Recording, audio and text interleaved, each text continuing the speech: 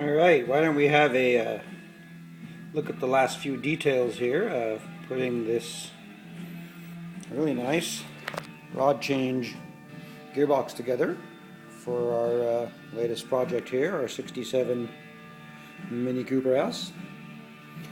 This has got the standard ratio A+, and you can see here we went through and we replaced second gear, the whole synchro hub assembly, the synchro itself of course.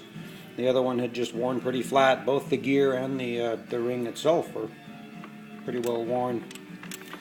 We're just going to take a look at the details. This case is really one of the later ones, and again, this is just in putting back the differential, part of the preload setup here. We've looked at this on a number of different cases, but each one's different. This one here is interesting. I had put it together originally with two 20,000 shims. That's kind of unusual to have 40,000s in here.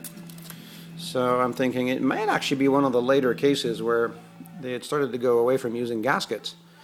So if you do the math and you take out 15 per gasket and you put this together with just silicone as they started to do, you'd still need about a 10,000th shim.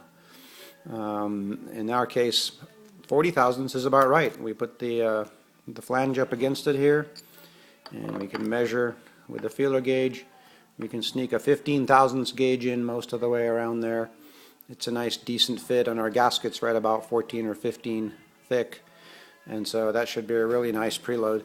This does have different bearings than you'll find stock. This has the full cage style, not the sort of the half side load style, so that might contribute something. The different brands of bearings occasionally add up differently. Usually you'll see about 30,000ths of shim with the standard thickness gaskets.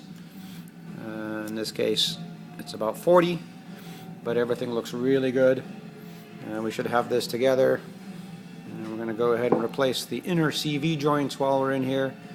We're going to put the real GSV 1102s, the good ones, not the aftermarket ones, so-called. I find the aftermarket ones lately have a very rough seal surface, and inferior quality boots and things, they tend to spit off the clamps and jettison their grease all over your nice new engine, especially if you have a lot of power and you're spinning them up.